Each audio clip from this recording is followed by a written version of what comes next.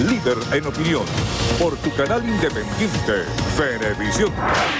¿Qué tal, amigos? Muchísimas gracias por acompañarnos en Entrevista Venevisión, tal cual como lo anunciamos. Ya estamos listos para iniciar nuestra conversación con Saúl Ortega. Él es diputado ante la Asamblea Nacional por el Bloque de la Patria. Gracias por acompañarnos el día de hoy. Gracias a ti por la invitación. Es muy importante su presencia cuando hace pocos minutos el jefe de la bancada de la oposición, Julio Borges, anunciaba lo que va a ser la agenda, el orden del día, no solamente de la sesión del día de hoy, sino que mañana va a haber una sesión especial, el día jueves también va a haber sesión, o sea que esta semana a nivel parlamentario va a estar muy movida. Pero el foco central de lo que se ha planteado como orden del día para la sesión de hoy es el exhorto que realizó el día de Pascua el Papa Francisco cuando se refería a la difícil condición que estamos viviendo los venezolanos y hacía un exhorto a la necesidad de diálogo. ¿Existe disposición de diálogo por parte del oficialismo? Mira, yo creo que en primer lugar es muy importante el llamado del Papa, ¿no? Yo creo que amerita pues una actitud reflexiva, ¿no?, de todos los actores políticos. Ahora, cuando tú dices del oficialismo, para cualquier diálogo se necesitan dos. Es una condición básica. Y el gobierno, el presidente Chávez y luego el presidente Nicolás Maduro ha hecho llamados reiterados al diálogo, pero eso ha sido desoído por, digamos, lo que es la bancada de la oposición y lo que son los factores que allí están agrupados. Solamente con oír el discurso del jefe de la bancada opositora en el Congreso, el señor Borges, pareciera ser que no escuchó al Papa Francisco, ¿no? La andanada de cuestiones que plantea allí, en primer lugar, es que continúan con leyes anticonstitucionales. ¿Cuál pudiera ser esa ley? ¿La ley de amnistía? La ley de amnistía es contraria a la Constitución. De paso, es una bofetada a la sociedad venezolana. Puede haber diálogo cuando los que están imputados por crímenes y por un conjunto de delitos de gravedad mandan a hacer una ley a su medida, a la carta, y no reconocen a los familiares de las víctimas. Mira, las personas que murieron tienen madres, padres, esposas e hijos, e igualmente las personas heridas, las personas que quedaron discapacitadas. Estamos hablando de más de 800 personas heridas, de las cuales pasan de 500 las personas discapacitadas. Entonces, esa gente tiene familia. No puede ser que tú haces borrón y cuenta nueva, te ríes en la cara de la gente, y sobre esa base, ¿qué diálogo puede haber cuando no hay el reconocimiento de la falta, que es la condición básica para la búsqueda de mecanismos que permitan el perdón? El presidente Nicolás Maduro en la Asamblea planteó una comisión de la verdad. ¿Para qué? Para ir al fondo de lo que ocurrió, para buscar las responsabilidades y también para buscar los mecanismos del perdón, siempre que haya pues el reconocimiento de la falta. Pero no, esto simplemente se mandan a hacer una ley a la medida, ¿no?, donde incluso pareciera ser que cada quien pagó para que le introdujeran en esa ley el ítem que le corresponde a su delito, porque, por ejemplo, necesita una amnistía un banquero o un constructor que ha estafado a familias venezolanas con la estafa inmobiliaria, que le ha robado sus ahorros. ¿Tú crees que eso es amnistiable? El hecho de la corrupción. Diputado. Tenemos cosas como el narcotráfico que están allí en esa ley. Todos esos delitos no tienen beneficio de acuerdo a nuestra Constitución y de acuerdo a los tratados internacionales firmados válidamente por la República. Diputado, ¿pudiéramos decir entonces que esta ley es la piedra de tranca para el diálogo? Y por otra parte, usted mencionaba que para que existiera el diálogo se necesitan dos, pero también hay propuestas que hablan de la figura necesaria de un mediador o un facilitador de este diálogo. ¿Usted considera que es necesario? Mira, lo que se necesita es la voluntad política, ¿ok? La hay. Y el problema no es solamente la ley, es la actitud de una gente que no reconoce a la revolución bolivariana. Desde que nosotros llegamos al gobierno, con el 6 de diciembre del año 98, ellos han desconocido de ahí en adelante todos los procesos electorales. La elección del presidente Nicolás Maduro, todo el mundo sabe que Capriles llamó a descargar la ira. Él lo dijo en términos un poco más chabacanos, pero lo cierto es que hubo consecuencias con muertos, con heridos, con pérdidas económicas.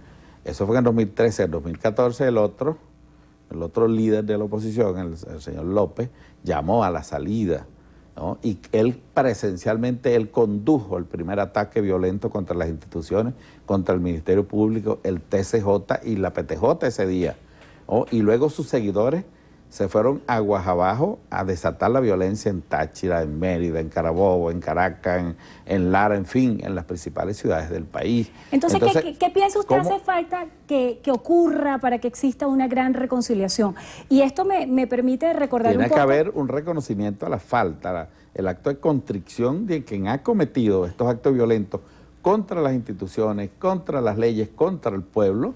Tiene que haber un mínimo... mea culpa. Un mea culpa para decir, bueno, mira, bajo este reconocimiento vamos a un diálogo político sobre la base de la Constitución, porque no puede ser sobre desconociendo el estamento jurídico y la madre de todas las leyes que es la Constitución. A partir de allí, ¿no?, dentro de la Constitución es posible el diálogo y para eso se necesita la voluntad política de los actores. El problema está que esa unidad no existe. Ahí lo que hay es un grupo de ambiciosos, de gente con hambre de poder político para individualidades y para grupos que se creen predestinados a asumir el gobierno, y son gente que creen que porque nacieron en una buena cuna, automáticamente pues ellos tienen que gobernar.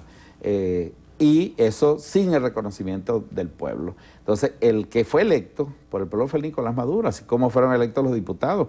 Entonces, ellos piden reconocimiento para ellos, pero no hay reconocimiento para el jefe de Estado. Entonces, ¿cómo puede haber un diálogo con una gente que definitivamente no parte de elementos básicos, que es el reconocimiento del otro, en el cual las diferencias son necesarias? Nadie le está diciendo, mira, tú tienes que abdicar a tus creencias, a tus principios, nada de eso. Cada quien con sus posiciones, pero hay el interés de Venezuela y hay un conjunto de temas que ameritan pues la posibilidad en la cual podamos acordar políticas en beneficio del país. En este momento hay una difícil situación climática que está afectando pues nuestros embalses, tanto los que nos permiten la generación de electricidad como de agua potable. Ese es un tema interesante en el cual pudiésemos acordar cosas. El gobierno ha propuesto una política de ahorro, ¿no?, y de uso responsable. Mira, y la oposición se burla de eso, cuando eso es un asunto de interés nacional, y así pudiésemos, el problema económico creo que necesariamente pudiese ser un tema para ser abordado. El diálogo no puede ser sofisma, tiene que haber algo concreto, productivo para la población venezolana, que la gente puede decir, mira, los líderes políticos están sentados y vamos a recibir nosotros buenas noticias o el beneficio de ese diálogo. No puede ser un diálogo de sordos, eso definitivamente no tiene sentido. A propósito de eso que usted plantea, de pasar de la utopía del diálogo a hechos concretos, para que un diálogo sea altamente productivo tiene que haber un conjunto de desarrollos y acuerdos.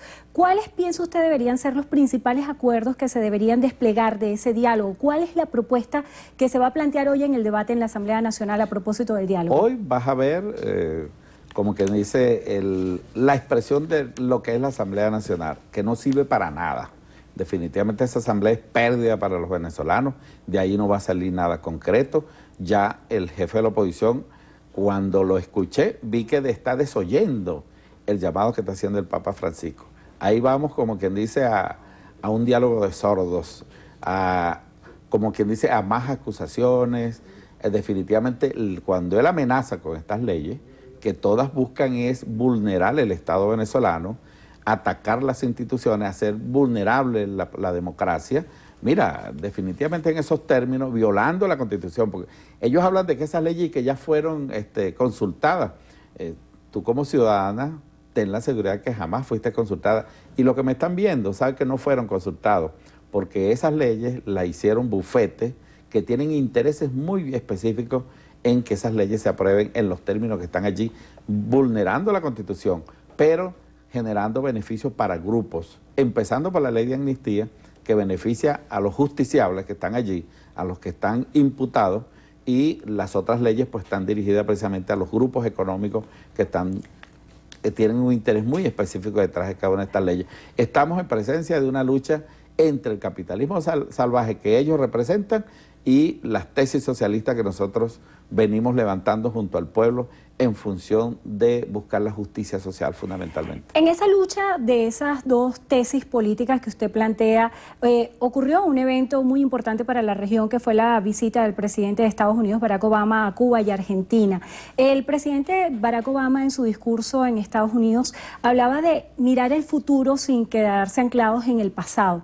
¿De qué manera estas visitas pueden tener un impacto para la región y de qué manera se ve afectado el chavismo por esta nueva configuración geopolítica? Mira, nosotros saludamos los avances que ha hecho el pueblo cubano, que manteniendo pues sus principios, su dignidad, han logrado progresivamente algunos avances pues en restablecer la relación con los Estados Unidos, y sobre todo quedan temas pendientes pero que son sumamente importantes. En primer lugar, el embargo, que si bien se ha ido relajando, no es menos cierto, pues que es una ley que existe allí que, digamos, comete un crimen de lesa humanidad contra un pueblo, cuando una ley, bueno, que de paso tiene carácter transnacional, es una cosa que viola incluso los principios de las relaciones internacionales para imponer sanciones al pueblo cubano. Y lo otro es, bueno, que ahí está la base de Guantánamo, que es la ocupación norteamericana del territorio, violando la soberanía del pueblo cubano, que también lo hicieron por vía legal, de una ley de Estados Unidos que le impone a Cuba, digamos, la anexión de ese territorio. Entonces, mientras esas cosas no se resuelvan, aunque celebro que hayan avances, pues, y que definitivamente ojalá la visita del presidente Obama permita que la sociedad estadounidense, pues, definitivamente entienda de que ya pasó el tiempo del gran garrote en el cual el imperialismo podía someter a los pueblos. Hoy los pueblos avanzan cada día más, y América Latina con cosas muy concretas, porque ya pasamos los tiempos de la OEA como Ministerio de Colonia, estamos hablando de UNASUR, estamos hablando de la CELAC, del Mercosur, de Petrocaribe, estamos hablando del ALBA, estamos hablando de una nueva geopolítica de América Latina, y que hoy Cuba no está sola como pretendieron los gringos, sino que, bueno, hoy avanza con sus hermanos latinoamericanos en una posición importante, pues, de dignidad, de soberanía, pues, que no se negocia. Diputado, esta flexibilización por parte del gobierno de Estados Unidos hacia Cuba, que implica una nueva relación política entre ambas naciones, ¿pudiera representar una diferencia en el abordaje de subsidios que Venezuela ha dado a Cuba continuamente como solidaridad? Mira, nosotros tenemos una relación con Cuba de ganar-ganar, así como nosotros tenemos en esos convenios cooperación con Cuba, también recibimos la cooperación del gobierno cubano y del pueblo cubano, así que tenemos una relación de ganar-ganar como la tenemos con todos nuestros hermanos latinoamericanos. Ahora, es hora definitivamente de que América Latina termine, pues, de derrotar esas posiciones arrogantes, hegemónicas, que han mantenido los Estados Unidos para con nuestra región, que la han considerado oficialmente por el Departamento de Estado como su patio trasero. No somos su patio trasero, y eso lo hemos venido demostrando. Y estoy convencido que América Latina, pues, ya ha avanzado lo suficiente para retrotraer aquellos viejos tiempos, pues, en la cual se le rendía pleitesía al imperio. Se nos está agotando el tiempo. Se ha especulado mucho acerca de la visita previa a la llegada de Barack Obama a Cuba del presidente Nicolás Maduro. ¿Buscó el presidente Nicolás Maduro apoyo en Raúl Castro para mediar acerca de la situación de Venezuela? Mira, no creo, ¿no? Tenemos una relación con los Estados Unidos que ahorita está en su nivel más bajo, con el retiro de nuestro encargado de negocios, pero la relación con ellos ha sido directa, de país a país, de nación a nación, y yo creo que se sigue siendo, pues, digamos, el estado en que se mantienen esas relaciones. Diputado, hoy hay sesión, pero también se anunciaba una sesión especial el día de mañana, y lo que decía el diputado Julio Borges es que esta semana se van a aprobar la ley de propiedad para la misión vivienda, la ley de tickets de alimentación y medicinas para los pensionados. ¿Cuál es la propuesta que lleva el oficialismo en este sentido? Mira, es una propuesta demagógica. Van a aprobar una cesta ticket sin plata. Nosotros estamos proponiendo que en esa ley se introduzca un impuesto a las ganancias, pues, de las grandes corporaciones en función de costear ese ticket. porque bueno, vas a aprobar algo sin recursos, o sea, es algo irresponsable y demagógico, como es todo lo de la oposición, politiquería barata, definitivamente, que no le da ningún beneficio a la población. Los adultos mayores saben que quien ha respondido por su bienestar ha sido la revolución, que hoy tenemos más de 3 millones de pensionados que se les atiende con un beneficio que no está por debajo del salario mínimo. Bueno, le damos las gracias al diputado ante la Asamblea Nacional por el Bloque de la Patria, Saúl Ortega, por haber estado con nosotros en Entrevista a Venevisión. Gracias. Y gracias a ustedes, como siempre, por habernos acompañado. Recuerden que la tolerancia es el primer paso para la paz. Vamos a hacer una breve pausa y venimos con más.